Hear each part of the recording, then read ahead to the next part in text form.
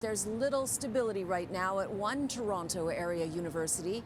Erica Natividad is live on the York University campus, where thousands of academic workers, Erica, have walked off the job. And this is bound to have a big impact on students, Erica. It is, Sin, and we spoke to some students whose classes were canceled today, and they're really concerned about how long this strike could potentially last, particularly if they're living in residence. As the strike goes on day after day, those costs add up. At the same time, there are students who are part of the union, and they say while they'd rather not disrupt classes, what's at stake is too important not to take action. Who's campus? Our campus! A rally kicking off Monday morning on campus at York University. Roughly 3,000 academic workers are on strike, members of CUPE 3903. The union represents contract faculty, teaching assistants, graduate assistants, and research assistants. We have members who work multiple jobs just to make ends meet. The union is fighting for a deal that they say would address the affordability crisis. Among the demands, better wages, job stability, and workplace protections.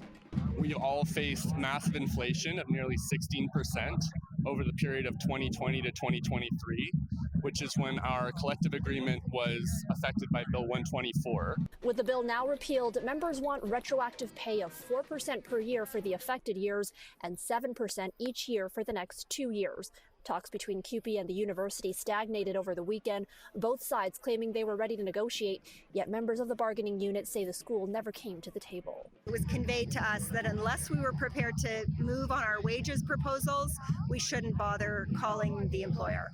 A lot of CUPE 3903 members, myself included, are students, right? And so we don't want this to interrupt people's studies. We don't want this to interrupt our own studies. But at the end of the day, we're faced with a proposal that we cannot live off of. We cannot afford our rent. We cannot afford food. It's good that they are fighting for better wages, but I would also really like it to just be a short disruption and they can reach an agreement. I live on residence too, we both do, so it's like paying for that when if this goes on for longer we could just go home, so that's more money down the drain. Meal plan, like it all just adds up. I totally get striking for better wages, but it's like when you pay like thousands of dollars and are going to go into debt to like do this and to not even get what you paid for it's pretty upsetting. No word yet on how long this will last, but the school says there are contingency plans if it does end up extending beyond 6 days. Now, Erica, York U has a long history of job actions and strikes. Why does this university have more labor disruption than other universities?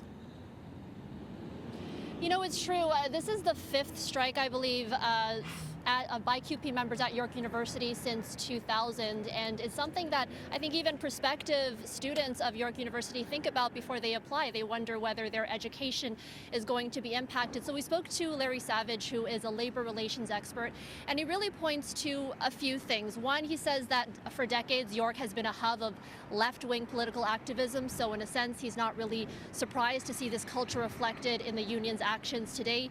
He also says that CUPE 3903 has notoriously bad relations with York's senior administration. And the last thing, and what I mentioned in my pack there, is Bill 124. He thinks that really the Ford government created a mess that universities now have to address. So lots happening here, and we will be keeping an eye on this over the next few days to see what happens.